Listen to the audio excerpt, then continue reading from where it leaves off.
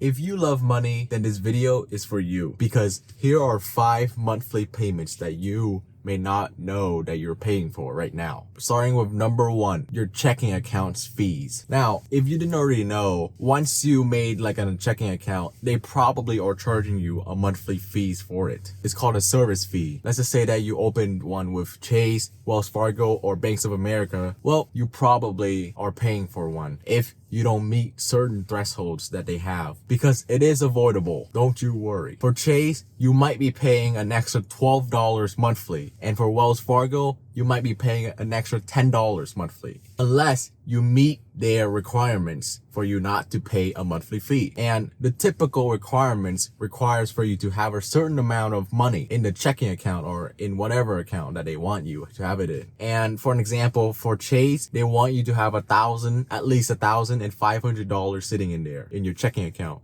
Or you can have $5,000 across all of your Chase accounts, like your savings and your checking combined. And the other way you can waive your monthly service fee is by setting up direct deposit, money that comes straight into your checking account after you get paid from work. And it has to be in the forms that the bank want, which I'm gonna show you Chase's right now. For Chase, they only care about a $500 direct deposit monthly. So just make $500 a month and you'll be good, even though you'll probably be homeless if you make that much money, but it's okay. At least you won't pay the service fee. Another way to get your service fee waived is to be 17 to 24 years old. This is when banks usually waive your service fee and like make it free for you because you're a kid.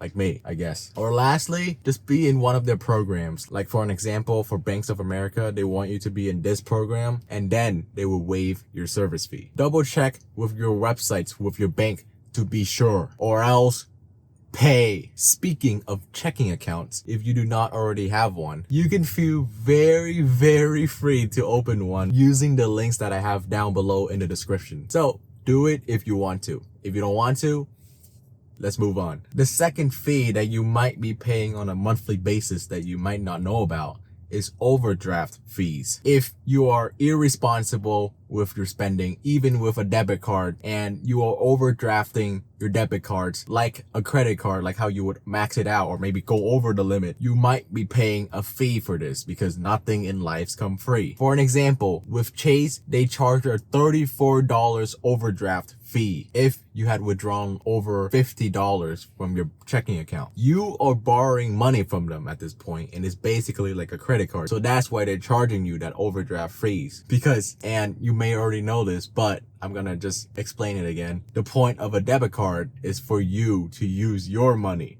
not the bank's money. So to avoid the overdraft fees, when you first open your bank account, or right now you can look into it, you can sign up for overdraft protection depending on your bank. But for me, with Chase, there is a free option for overdraft protection. What it is that it basically links your savings account into your checking. So every time that you overdraft from your checking, you take money from your saving and then you use your own money and then you pay for that thing. This way, you don't have to use the bank's money and then they don't have to charge you an overdraft fees. This will save you $34 if you're very irresponsible, even with your debit card money. However, there is still a limit to this, because even with the overdraft protection, let's just say that you drain your saving account completely dry and you have $0 in your savings and checking, and then you proceed to buy something and you proceed to overdraft your account again. Well, this is when Chase will charge you fees, a $34 fee for overdrafting. So be careful. Number 3, minimum payments on your credit cards payments. Now,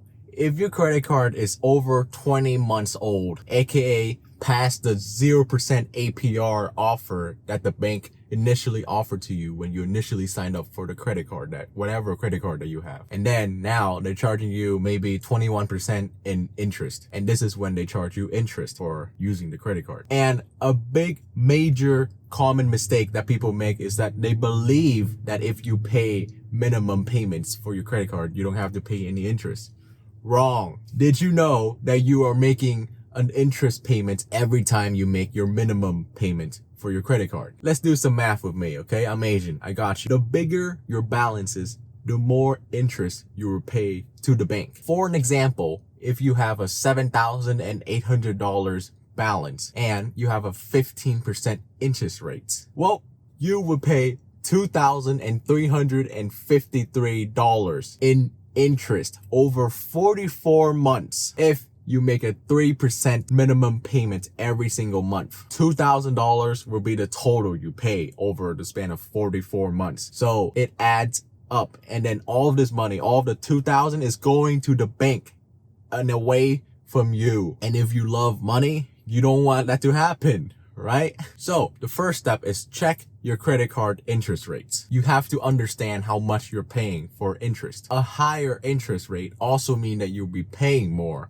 to the bank every month. For an example, if you have a $4,000 balance and a 21% interest rates, you will pay $6,374.64 in interest over 257 months. Hi, this is Bill from the future, and I'm really sorry, but I just want to update you that my math is completely wrong. I guess I'm not Asian enough, but I am $8,000 off. And no, I'm not $8,000 off because it's actually $8,000 less. It's $8,000 more. So that makes credit card APRs a lot scarier because the math was $8,000 below what is actually there. It's $14,200 that you will be paying over the span of 257 months. All in interest, all towards the bank, not yourself. It's all gone from you. That is almost half the cost of a brand new car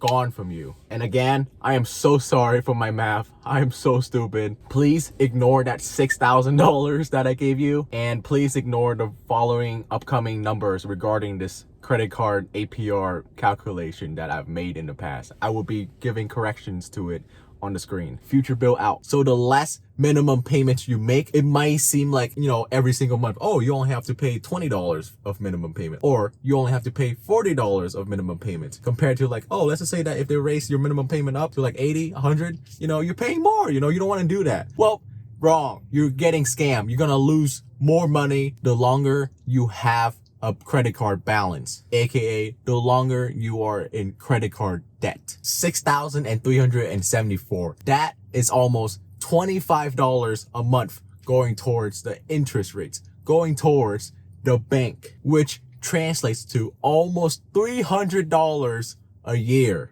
going towards the bank. It's a scam. It might not seem a lot, but it's money that's going away from you and not going towards you. You're losing money. And on top of the interest rates, if you only pay minimum payments to pay off your like $10,000 or your $15,000, $20,000 of credit card debt, it's gonna take you at least 10, 15, 20, 25, 30 years, up to 30 years. That's basically a mortgage for a $10,000 credit card balance. That is ridiculous. And the majority of the extra time and that extra money will be going towards making money for the bank. A lot of your money is going to go towards the bank if you only make minimum payments. Because again, it adds up over time. You can try to use like a credit card minimum payment calculator, and then you can like see how long it would take if you continue to pay only minimum payments. The only way to not pay interest on your credit card payments is by at least paying your statement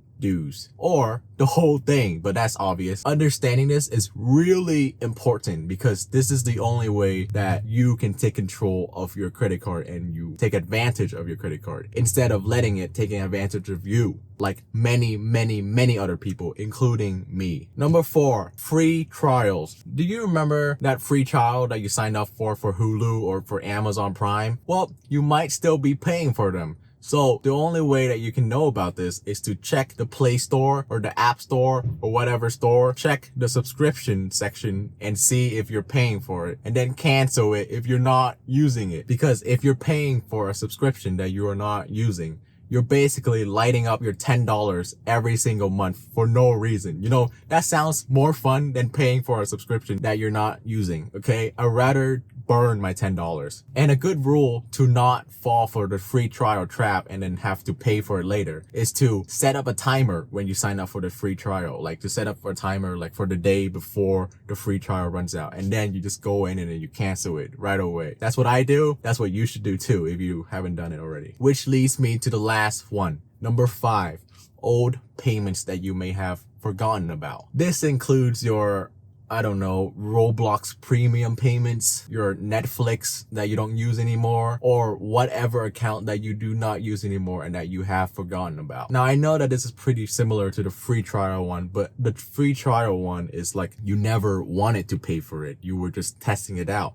This is you actually have paid for it, but you have forgotten about it and you don't use it anymore. These are the ones I'm talking about. And try to go through your memory and remember what accounts you've signed up for and that you paid for and that you've forgotten about. And once you remember, go to the website and cancel them. Use Rocket Money or some budgeting app or whatever, and that tracks down your debit card and your credit cards across all of your bank accounts, and they will know what subscriptions you have. I personally use Rocket Money. I'm not sponsored, but like their budgeting tools and the way they track down every single thing is really helpful. It's a good first step to improve your budgeting skills and your personal finance. Anyways, comment down below if there are any more monthly payments or waste of money that people pay for that they have forgotten about it or that they do not know that they're doing it, but they're wasting their money on it. That's for damn sure. That's about it. Bye.